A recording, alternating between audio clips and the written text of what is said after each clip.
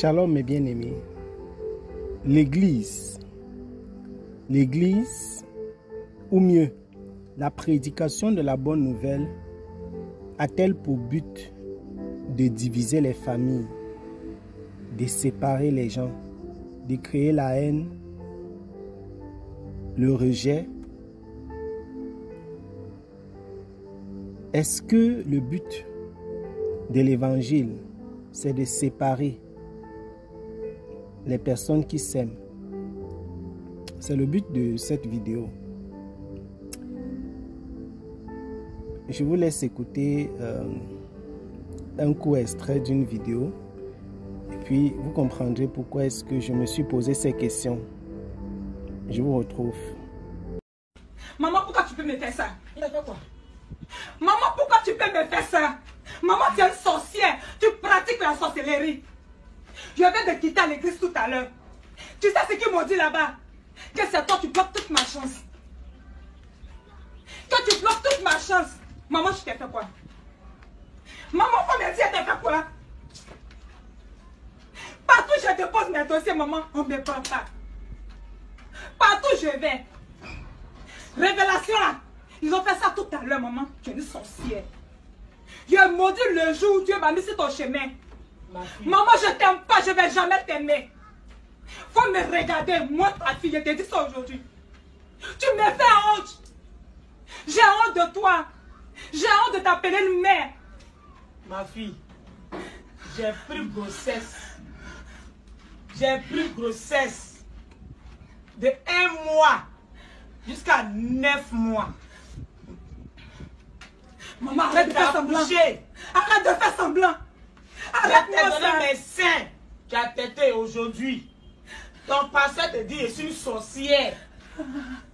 Eh Seigneur, ma fille me traite d'une sorcière. Maman, c'est la vérité. Que Dieu te pardonne, ma fille. Maman, c'est la vérité. Maman, j'ai honte de toi. Faut sortir de ma vie. Sors de ma vie, j'ai plus besoin de toi. Je ne veux plus que nos deux chemins là se croisent. Je suis fatiguée de toi. J'ai honte de toi, maman. Tu es une sorcière, tu pratiques la sorcellerie. Moi seulement là. Il faut me croire. Maman, regarde-moi. Regarde-moi quand je te parle. Regarde-moi.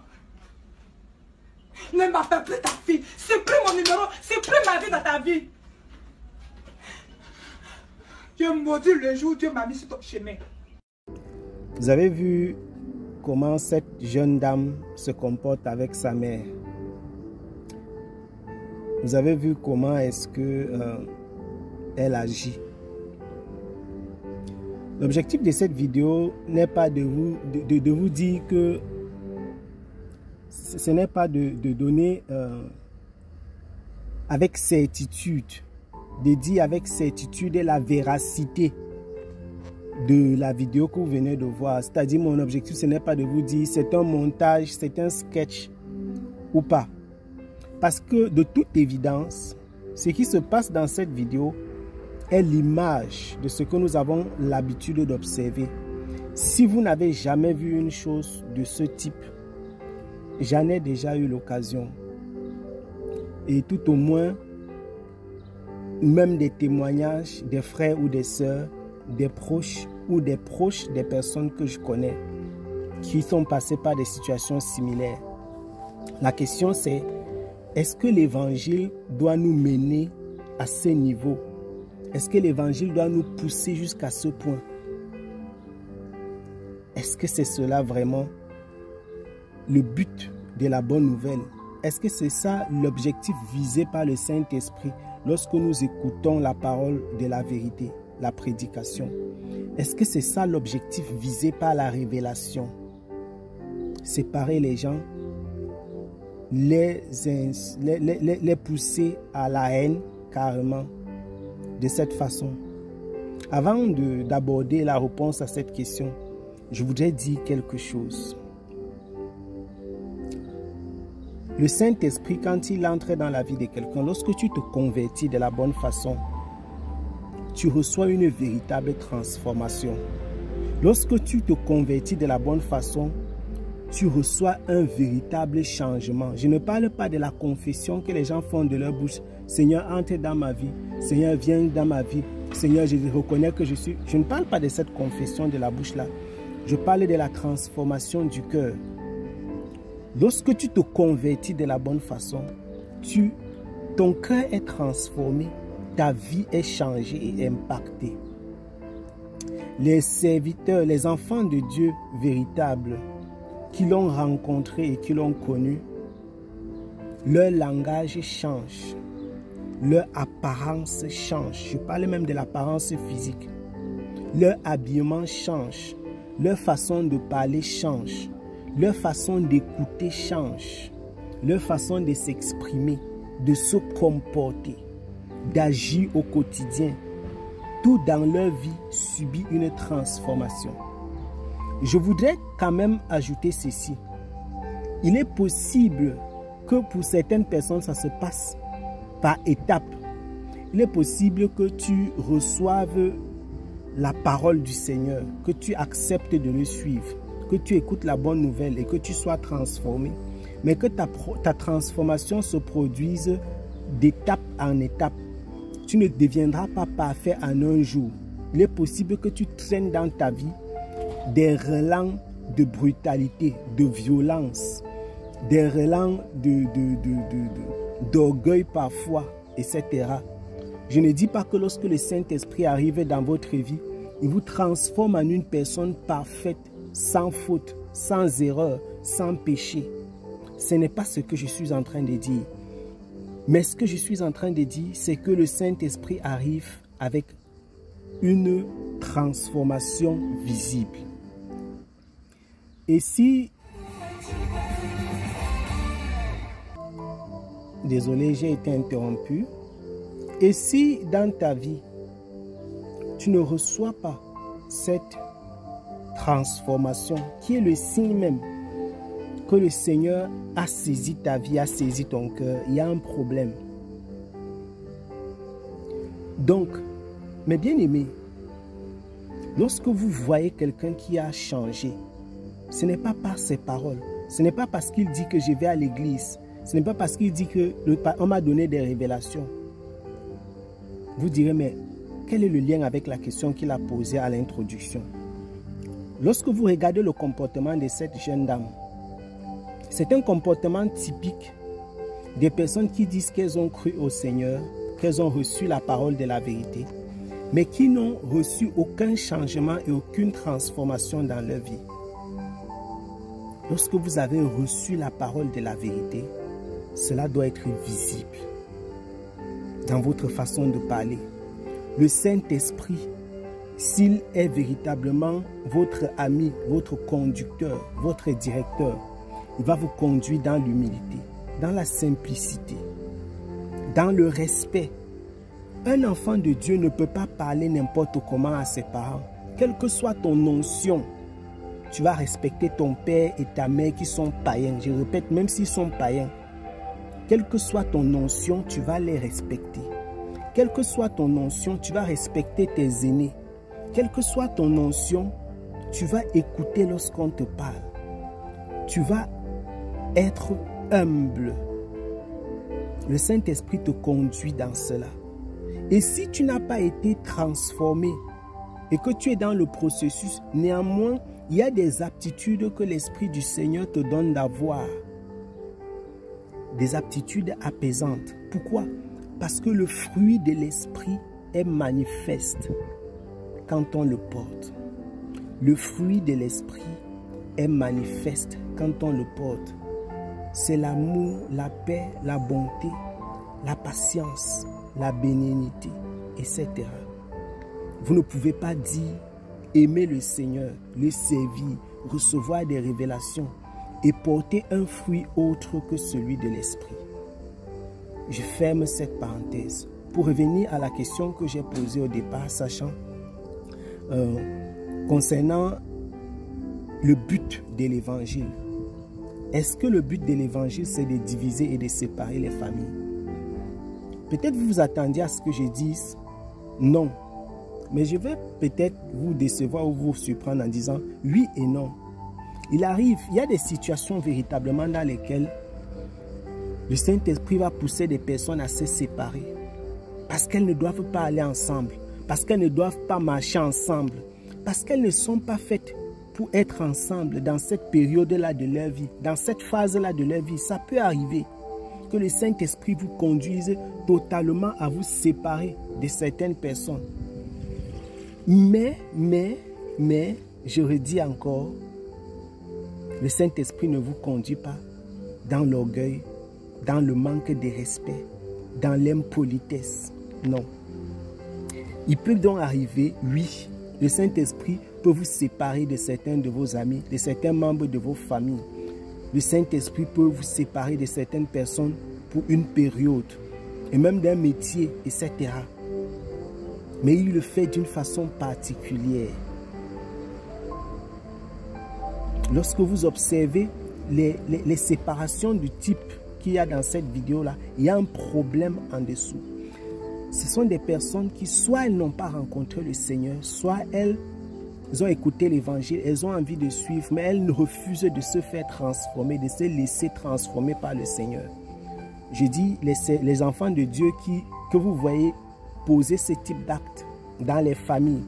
Et beaucoup de familles aujourd'hui portent une certaine résistance à la parole de Dieu, à l'évangile, à cause du comportement des soi-disant chrétiens, des soi-disant nés de nouveau, qui sont passés par là et qui ont carrément, j'ai envie de dire, fermé la porte à toute forme de prédication et de transformation dans ces familles-là, à cause de leur attitude, de leur comportement. Arriver dans une famille et appeler tout le monde sorcier, vampire, créer du désordre, s'aimer la haine dans les cœurs.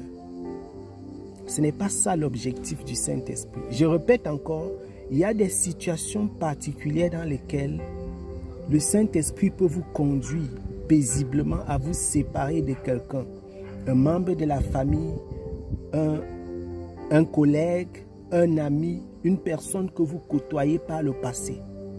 Vous vous séparez de cette personne pour une raison ou une autre, étant conduit par le Saint-Esprit. Mais ça ne sera jamais de façon charnelle. Donc le Saint-Esprit peut le faire, oui. Mais non, le Saint-Esprit ne vous envoie pas insulter vos pères, vos mères, vos oncles, vos tantes. Le Saint-Esprit ne vous envoie pas rejeter votre famille lorsqu'il n'y a pas de raison réelle. Le Saint-Esprit ne t'envoie pas insulter ton patron au travail, tes collègues. Le Saint-Esprit ne t'envoie pas rejeter tous ceux qui n'ont pas cru. Le Saint-Esprit ne t'envoie pas être impoli, irrespectueux envers ceux qui te côtoient. Ce n'est pas ça le but, l'objectif du Saint-Esprit dans la vie de quelqu'un. Et toutes les personnes qui se comportent ainsi ne l'ont jamais connu, n'ont pas connu l'Esprit de Dieu, n'ont pas été transformées et visitées par l'Esprit du Seigneur. C'est pourquoi j'en appelle à ces chrétiens qui pensent qu'ils ont reçu la révélation au-dessus des révélations. Vous n'êtes pas les seuls à être dans les familles païennes, dans les familles où il existait des non-croyants. Vous n'êtes pas les seuls à côtoyer les sorciers, les vampires, les marabouts dans vos familles. Vous n'êtes pas les seuls. J'ai été chez les marabouts quand j'étais plus jeune. On m'y a amené.